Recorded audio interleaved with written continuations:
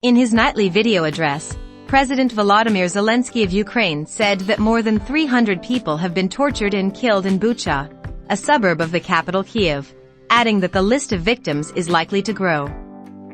Mr. Zelensky said that the Ukrainian government had opened an investigation into what Russian forces did during their occupation of Bucha.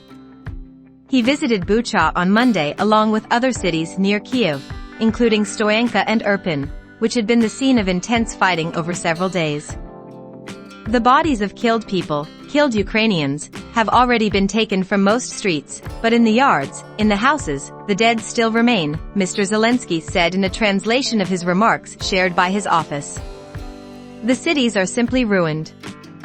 Images of dead civilians in Bucha have prompted widespread outrage from leaders across the globe, including the European Union, which is weighing tougher penalties against Russia. In his remarks, Mr. Zelensky said any sanctions against Russia must finally be powerful. But was it really necessary to wait for this to reject doubts and indecision? Mr. Zelensky asked. Did hundreds of our people really have to die in agony for some European leaders to finally understand that the Russian state deserves the most severe pressure? Mr. Zelensky argued in separate remarks to the Romanian parliament on Sunday that the atrocities in Bucha were made possible partly by Russia's belief that European leadership would be weak. He cited an editorial published the same day by RIA Novosti, the Russian state news agency, that detailed precisely how the denazification of Ukraine should be carried out and claimed that nearly all Ukrainians were Nazis deserving of death. "I want you to understand me. They are not even hiding," Mr. Zelensky said, calling the editorial evidence for future tribunals on Russian war crimes.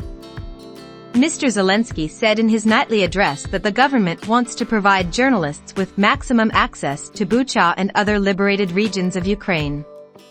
"We are interested in having thousands of journalists there, as many as possible, for the world to see what Russia has done," Mr. Zelensky said.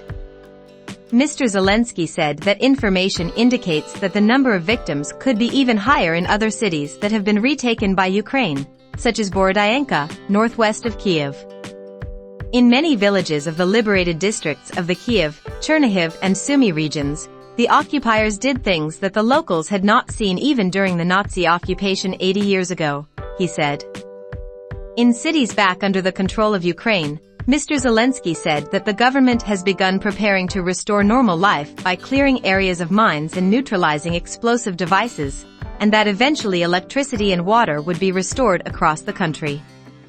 "We will rebuild roads, bridges, infrastructure," he said.